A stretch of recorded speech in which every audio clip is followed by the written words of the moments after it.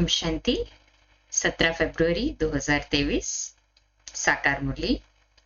प्यारे प्यारे मीठे मीठे बाबा हम बच्चों से कहते हैं, मीठे बच्चे, तुम्हें घर बैठे भगवान बाप मिला है तो तुम्हें अपार खुशी में रहना है। विकारों के वश खुशी को दबा नहीं देना है ना। हम सभी अपार खुशी में घर बैठे भगवान मिला है तो कहें हाँ जी बाबा। आज की मुरली का पहला प्रश्न, तुम बच्चों में लकी किसको कहेंगे और अनलकी किसको कहेंगे? उत्तर, लकी वो जो बहुतों को आप समान बनाने की सेवा करते, सबको सुख देते हैं, और अनलकी वह है जो सिर्फ सोते और खाते हैं, एक दो को दुख देते रहते हैं। पुरुषार्थ में कमी होने से ही अनलकी बन जाते हैं। दूसरा प्रश्न, जिन बच्चों के तीसरे नेत्र का ऑपरेशन सक्सेसफुल होता है उनकी निशानी क्या होगी? उत्तर, वह माया के तूफानों में घड़ी घड़ी गिरेंगे नहीं, ठोकर नहीं खाएंगे। उनकी दैवी चलन होगी, धारणा अच्छी होगी। गीत है छोड़ विदे आकाश सिंहासन। ओम शांति। शिव भगवान उवाच, व ऐसे भी कह सकते हैं कि गीता के भगवान शिव भगवान उवाच। गीता का नाम लिया जाता है क्योंकि गीता को ही खंडन किया गया है। सारा मदार इस पर है कि गीता श्री कृष्ण साकार देवता ने ही गाई है, अर्थात श्री कृष्ण ने राजयोग नहीं सिखाया है। वह श्री कृष्ण द्वारा आदि सनातन देवी देवता धर्म की स्थापना नहीं हुई है। श्री कृष्ण को निराकार भगवान तो नहीं कह सकते। श्री कृष्ण का चित्र ही अलग है, निराकार का रूप अलग है। वह है परम आत्मा, उनका कोई शरीर नहीं है। पुकारते ही है, हे भगवान रूप बदल कर आओ। वह कोई जानवर का रूप तो नहीं धरेगा। मनुष्यों ने तो जानवर का भी रूप दे दिया है, कच्छ मच्छ अवतार, वाराह अवतार, परंतु खुद कहते हैं मैंने ये रूप धरे ही नहीं है, मुझे तो नई सृष्टि रचनी है। श्री कृष्ण को सृष्टि नहीं रचनी है। ब्राह्मण कुल को रचने वाला ब्रह्मा और श्री कृष्ण में तो बहुत फर्क है। ब्रह्मा के मुख से ब्राह्मण रचे गए, श्री कृष्ण के मुख से देवताएं रचे गए। ऐसे तो कहाँ भी नहीं लिखा हुआ है। अभी तुम बच्चे जानते हो, दुनिया में ऐसा कोई नहीं जिसकी बुद्धि में ये हो कि निराकार परमात्मा साकार में आकर आत्माओं को ज्ञान देते हैं। ज्ञान लेने वाली भी आत्मा है तो देने वाली भी आत्मा है। अब आधा कल्प से भिन्न भिन्न रूप से माता पिता गुरु गोसाई आदि सब देहधारी एक दो को कुछ न कुछ मत देते आए हैं। अभी इस समय त्वमेव माताश्च पिता पर समझाया जाता है। ये महिमा एक की ही गाई जाती है। बाप कहते हैं, तुम्हारे जो भी लौकिक माँ बाप बंधु गुरु गोसाई है, इन सभी की मत को छोड़ो, मैं ही आकर तुम्हारा बाप टीचर गुरु बंधु आदि बनता हूँ। कितने सारे संबंध जोड़ दिए ना बाबा ने हमारे साथ में। मात पिता टीचर गुरु बंधु आदि सब बन जाता है बाबा हमारा। फिर और क्या दरकार है बाकी बुद्धि योग कहीं और लगाने की। बाबा कहते, मेरी मत में सभी की मत समाई हुई है, इसलिए मुझ एक की मत पर चलना अच्छा है। परमपिता परमात्मा जरूर अभी ही मत देंगे ना। ये परम आत्मा तुम आत्माओं को मत देते हैं और वो सभी मनुष्य मत देते हैं। वास्तव में तो वह भी आत्माएं ऑर्गन्स द्वारा मत देती है, परंतु मनुष्य नाम रूप में फंसे हुए हैं तो इस राज को नहीं जानते हैं। जैसे कहती है बुद्ध पार निर्वाण गया, जैसे वो कह देते कि बुद्ध पार निर्वाण गया। अब बुद्ध तो शरीर का नाम हो गया। बुद्ध तो शरीर का नाम था ना। वह शरीर तो कहाँ जाता नहीं, वह कहेंगे फलाना वैकुंठ गया, वह नाम शरीर का लेंगे। ऐसे नहीं कहेंगे कि शरीर छोड़ उनकी आत्मा गई। ऐसे कोई जाते ही नहीं है। शरीर के साथ तो कोई जाएगा ही नहीं, क्योंकि शरीर तो यहीं छूट जाता है। तुम समझते हो आत्मा को ही स्वर्ग में जाना है। आत्मा कोई स्वर्ग में यहां नहीं आती, आते सब परम धाम से है। पहले परम धाम जाएंगे, फिर वाया परम धाम वापस आएंगे। ये नॉलेज तुम बच्चों की बुद्धि में है। तुम जानते हो इस सृष्टि पर पहले देवी देवताओं की आत्माएं थी, जिन्होंने सतयुग में पार्ट बजाया। तुम्हारी बुद्धि में आत्मा और परमात्मा का पूरा परिचय है, पर तुम घड़ी घड़ी भूल जाते हो, देह अभिमान में आ जाते हो। पूरी रीति कोई से मेहनत होती नहीं। माया ऐसी है जो पुरुषार्थ करने नहीं देती। खुद भी सुस्त है तो माया और ही सुस्त बना देती है। विश्व का मालिक खुद बैठ पढ़ाते हैं, जिसमें मात पिता बंधु सखा गुरु आदि सभी संबंधों की ताकत आ जाती है। ये महिमा है ही एक निराकार परमात्मा की, परंतु मनुष्य समझते नहीं। लक्ष्मी नारायण आदि सब के आगे जाकर महिमा गाते रहते हैं। तुम जानते हो हम आत्माएं 84 जन्मों का चक्र लगाकर आई है। अब ये अंतिम जन्म है। ये घड़ी घड़ी बुद्धि में याद रहना चाहिए। ये नॉलेज बड़ी खुशी की है। ऐसा बेहद का बाप स्वयं तुम बच्चों के और कोई को मिलता नहीं है। कितना नशा रहना चाहिए, स्वयं भगवान हमें मिला है। विवेक भी कहता है परमपिता परमात्मा का जो बच्चा बना है, उनकी खुशी का पारावार नहीं होना चाहिए, परंतु लोभ मोह आदि विकार आने से खुशी को दबा देते हैं। इन विकारों ने ही सारी दुनिया की खुशी को दबा दिया है। तुमको तो घर बैठे बाप आकर मिला है, भारत में आए हैं। भारतवासियों का तो भारत घर है ना, परंतु आएंगे तो जरूर एक घर में। ऐसे तो नहीं घर घर में आएंगे, फिर तो सर्वव्यापी हो गया। वह आएंगे तो जरूर आकर पतितों को पावन बनाएंगे। दुनिया तो समझती है श्री कृष्ण आएगा, परंतु तुम जानते हो परमपिता परमात्मा आया हुआ है, जो पतित पावन ज्ञान का सागर है। उनका नाम वास्तव में रुद्र है। वह बड़े से बड़ी भूल है जब यह समझे कि वह बेहद का बाप सारी सृष्टि का रचयिता है, तो खुशी का पारा चढ़ जाए। ऐसे बाप से तो जरूर वर्षा मिलेगा, श्री कृष्ण से तो वर्षा मिल न सके। इन बातों पर भी किसकी बुद्धि नहीं चलती। दुनिया तो सारी शूद्र संप्रदाय है, ब्राह्मण भी सिर्फ कहलाने मात्र है। तुम ब्राह्मण जब विचार सागर मंथन करो, तब औरों को भी परिचय दे सको। श्री कृष्ण को तो सब जानते हैं, सिर्फ कोई कहते राधे कृष्ण स्वर्ग के हैं, कोई फिर द्वापर में ठोक देते ये भी मूंछ कर दी है। ईश्वर तो ज्ञान का सागर है। तुम ईश्वरीय संप्रदाय में ही ज्ञान आ सकता है, आसुरी संप्रदाय में ज्ञान कहाँ से आया। भल गाते भी है पतित पावन, परंतु अपने को पतित समझते नहीं। स्वर्ग को तो बिल्कुल जानते ही नहीं, सिर्फ नाम मात्र कहते हैं। ये भी नहीं समझते हैं कि देवताएं स्वर्गवासी है। तुम जब समझाते हो तब आंखें खुलती है। माया ने आंखें ही बंद कर दी थी। प्राचीन भारत स्वर्ग था, लक्ष्मी नारायण का राज्य था।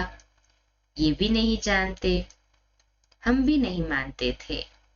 ये तो समझ सकते हैं कि अन्य धर्म तो बाद में आए हैं। देवताओं के समय ये धर्म नहीं थे, तो जरूर वहां सुख ही होगा। बाप बच्चों को रचते ही है सुख के लिए, ऐसे नहीं सुख दुख दोनों देते हैं। लौकिक बाप भी बच्चा मांगता है तो उनको धन संपत्ति देने लिए, न कि दुख देने के लिए। ये तो अभी हम समझाते हैं कि द्वापर से लेकर लौकिक बाप भी दुख ही देते आए हैं। सतयुग त्रेता में तो दुख नहीं देते।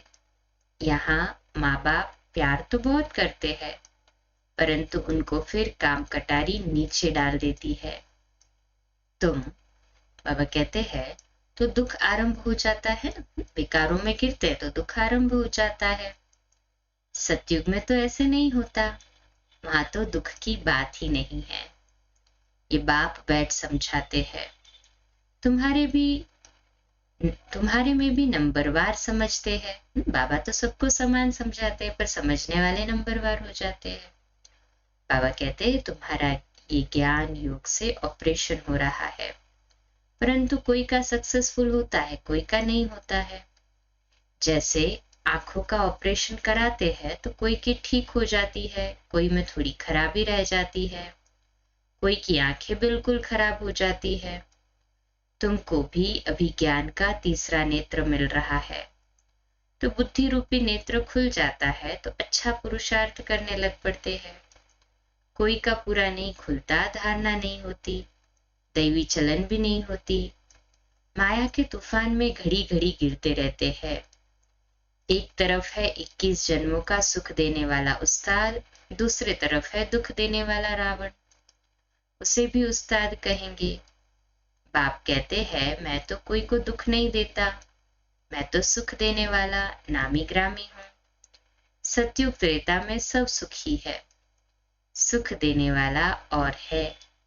ये भी किसको पता नहीं कि रावण राज्य कब आरंभ होता है। आधा कल्प राम राज्य, आधा कल्प रावण राज्य। ये है राम राज्य और रावण राज्य की कहानी। परंतु ये भी कोई की बुद्धि में मुश्किल बैठता है। कोई तो बिल्कुल जर्जरीभूत अवस्था में है, जो कुछ भी नहीं समझते। जितना मनुष्य पढ़ते हैं उतना मैनर्स भी आते हैं, दबदबा रहता है। हमारा फिर गुप्त दबदबा है। आंतरिक नारायणी नशा चढ़ा होगा तो वर्णन भी करेंगे, औरों को समझाएंगे। ये पढ़ाई तो राजाओं का राजा बनाने वाली है।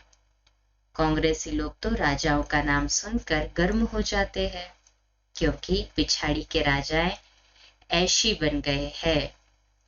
परंतु ये भूल गए हैं कि आदि सनातन देवी देवताएं राजा रानी थे। अभी तुम फिर बाप से शक्ति ले 21 पीढ़ी राज्य भाग्य लो। ये सत्य नारायण की कथा तो मशहूर है ना, इसी कथा से हम नारायण बनते हैं। परंतु विद्वान आचार्य भी नहीं जानते गीता का कितना औडंबर बनाया है। लाखों सुनते हैं, परंतु समझते कुछ भी नहीं है। अब इन विचारों को कौन सुजाग करे, ये तुम बच्चों का काम है। परंतु बहुत थोड़े बच्चे हैं जो औरों को सुजाग कर सकते हैं। जो जितना आप समान बनाएंगे उतना पद भी ऊंचा पाएंगे। बाप कहते हैं बीती सो बीती देखो, ड्रामा में ऐसे था। आगे के लिए पुरुषार्थ करो, अपना चार्ट देखो, इतने समय में क्या धारणा की है। कोई 25-30 वर्ष के है, कोई 1 मास, कोई 7 रोज के बच्चे हैं। कोर्सों के 7 दिन हुआ है तो 7 दिन का बच्चा है बाबा का। परंतु 15-20 वर्ष वालों से गैलप कर रहे हैं। वंडर है ना, फास्ट लास्ट सो फास्ट और फास्ट सो फर्स्ट भी है ना बाबा के बच्चे। या तो कहेंगे माया प्रबल है, या ड्रामा पर रखेंगे। परंतु ड्रामा पर रखने से पुरुषार्थ ठंडा हो जाता है। समझते हैं हमारे भाग्य में नहीं है। तुम सब लकी स्टार्स हो, तुम्हारी भेंट ऊपर के स्टार्स से की जाती है। तुम सृष्टि के सितारे हो, वह तो सिर्फ रोशनी देते हैं। तुम तो मनुष्यों को जगाने की सेवा करते हो, दुखियों को सुखी बनाते हो। मनुष्य इन सितारों को नक्षत्र देवता कहते हैं। सच्चा देवता तो तुम बनते हो ना, सच्चे सच्चे देवी देवता तो हम ही बन रहे हैं। उसी के लिए तो अभी पुरुषार्थ कर रहे हैं ना हम। कहे हाजी बाबा, उन सितारों को देवता कहते हैं क्योंकि वह ऊपर रहते हैं। परंतु देवताएं कोई ऊपर नहीं रहते, रहते तो इसी सृष्टि पर है, परंतु मनुष्यों से ऊंच जरूर है। सबको सुख देते हैं, जो एक दो को दुख देते हैं उनको थोड़ी लकी स्टार कहेंगे। लकी और अनलकी इस समय है। जो आप समान बनाते हैं उन्हें लकी कहेंगे, जो सिर्फ सोते और खाते हैं उनको अनलकी कहेंगे। स्कूल में भी ऐसे होते हैं, ये भी पढ़ाई है, बुद्धि से काम लेना पड़ता है। राधे कृष्ण को 16 कला लकी कहेंगे, राम सीता 2 कला कम हो गए। सबसे नंबर 1 लकी लक्ष्मी नारायण है, वह भी इस पढ़ाई से ऐसे बने हैं। बने हैं ना ऐसे ही, इस पढ़ाई से ही, हम भी तो वही पढ़ाई पढ़ रहे हैं अभी। कहे हाँ जी बाबा। पुरुषार्थ में कमी करने से अनलकी बन पड़ते हैं। तुमको तो बाप खुद पढ़ाते हैं, तुम स्टूडेंट ही गोप गोपिया हो। वास्तव में ये अक्षर सतयुग से निकला है। वहां प्रिंस प्रिंसेस खेल पाल करते हैं तो प्रिय नाम गोप गोपिया रखा है। श्री कृष्ण के साथ दिखाते हैं। बड़े हो जाते हैं तो गोप गोपिया नहीं कहा जाता है। होंगे तो सभी प्रिंस ना, कोई दास दासिया व बाहर के गावड़े के लोगों से तो नहीं खेलेंगे। महल में बाहर वाले तो आ न सके।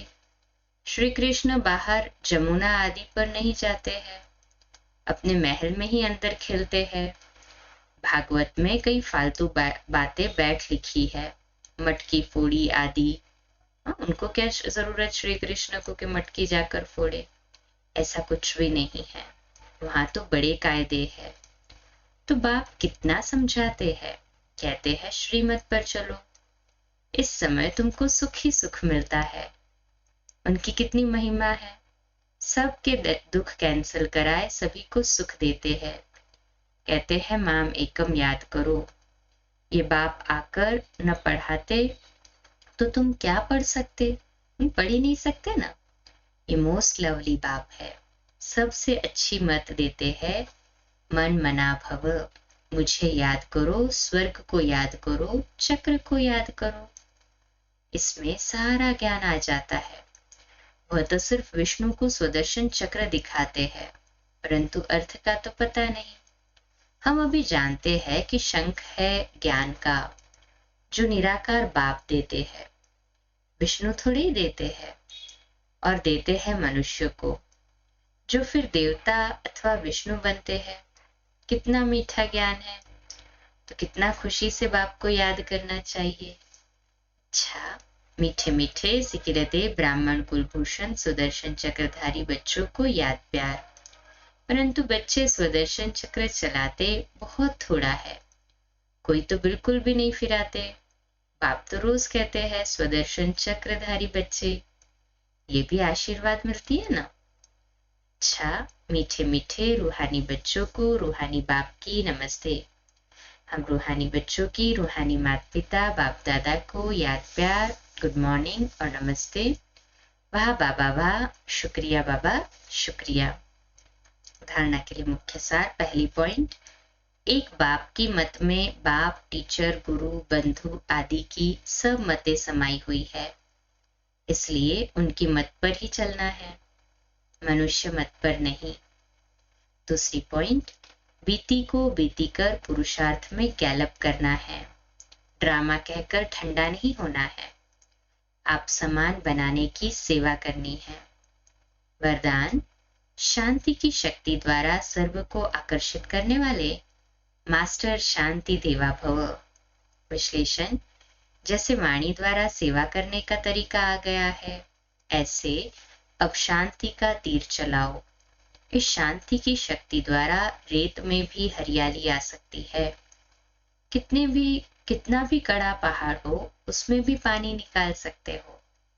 इस शांति की महान शक्ति को संकल्प, बोल और कर्मों में प्रैक्टिकल लाओ तो मास्टर शांति देवा बन जाएंगे। फिर शांति की किरणें विश्व की सर्व आत्माओं को शांति के अनुभूति की तरफ आकर्षित करेंगी और आप शांति के चुंबक बन जाएंगे। आज का हमारा सम्मान लिखने और अभ्यास करने के लिए, मैं मास्टर शांति देवा हूँ। मैं मास्टर शांति देवा हूँ। आज का स्लोगन है, आत्म अभिमानी स्थिति का व्रत धारण कर लो तो वृत्तियां परिवर्तन हो जाएंगी। आत्म अभिमानी स्थिति का व्रत धारण कर लो तो वृत्तियां परिवर्तन हो जाएंगी। आज का अव्यक्त इशारा पुरुषार्थ के लिए, आप सबका पहला व्रत व प्रतिज्ञा है कि मन, वाणी और कर्म में पवित्र रहेंगे। एक बाप दूसरा न कोई, ये व्रत सभी ने लिया है, तो सदैव इस व्रत को स्मृति में रखो। स्मृति से कभी वृत्ति चंचल नहीं होगी। प्रवृत्ति, परिस्थिति व प्रकृति के कोई भी विघ्नोवश नहीं होंगे। इसलिए हमारी स्मृति सदा इमर्ज रहे, सदा स्मृति स्वरूप रहे।